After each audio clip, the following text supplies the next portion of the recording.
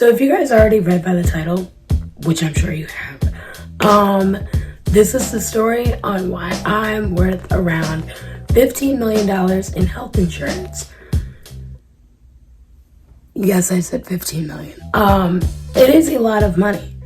And thank God I have good health insurance, because if not, your girl would be dead.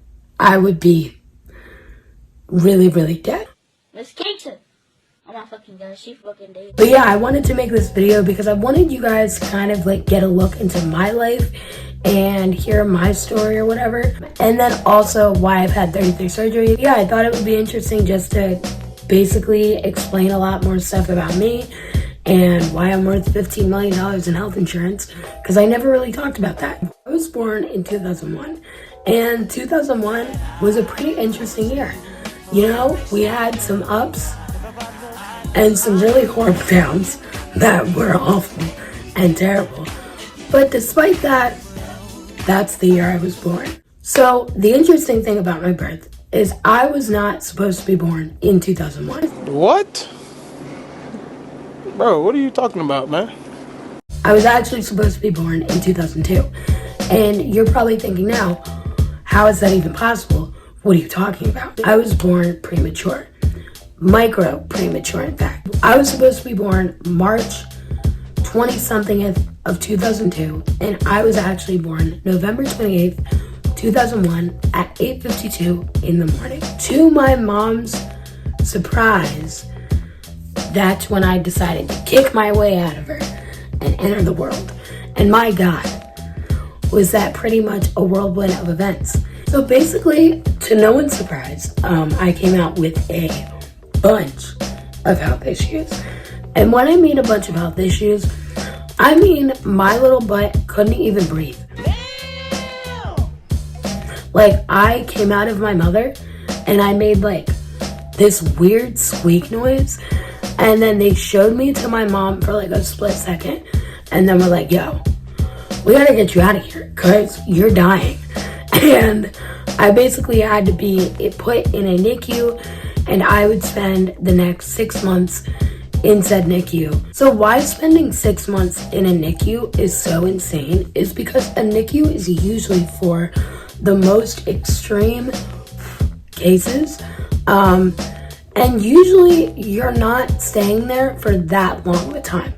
But in my case, because I had extenuous problems, I had to be there for 6 months.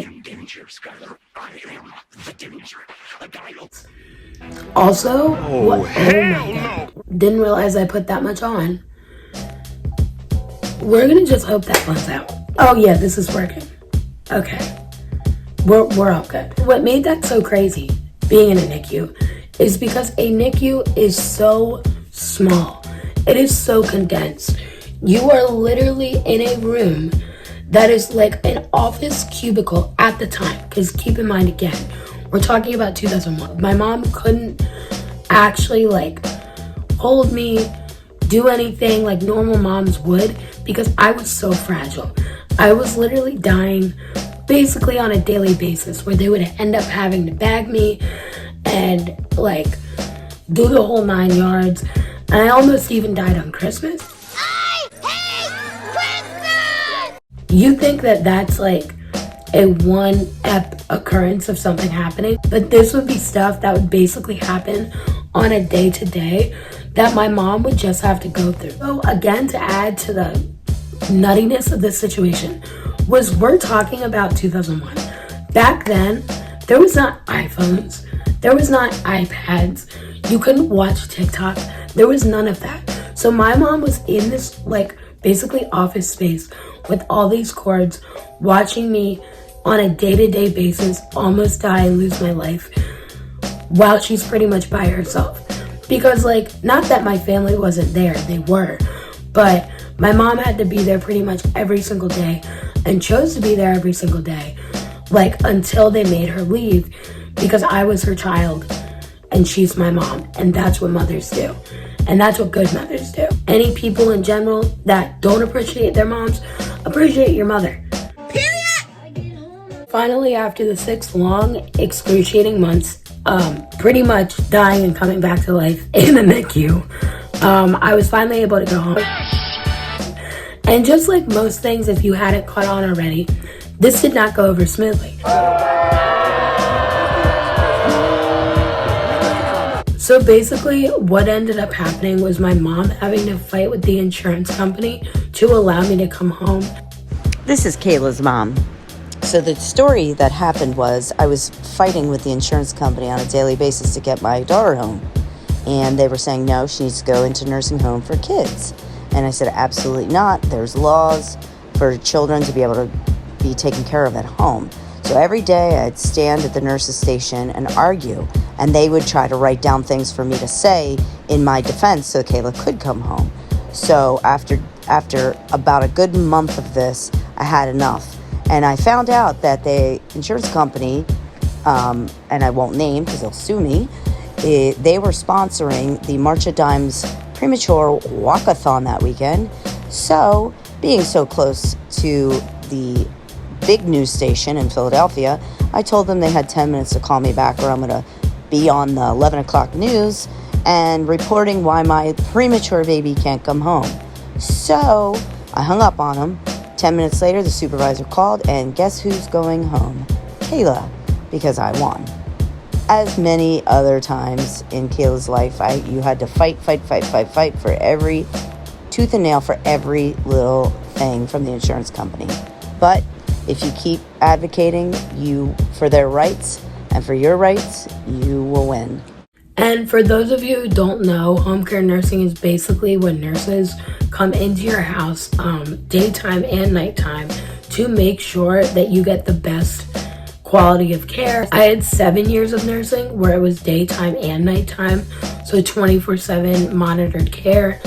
And then I had the remainder of the years with nighttime nurses and everything like that. And a lot of these women were people that to this day I still am in contact with and are the best people that have entered into my life. So shout out to y'all, because y'all are real ones.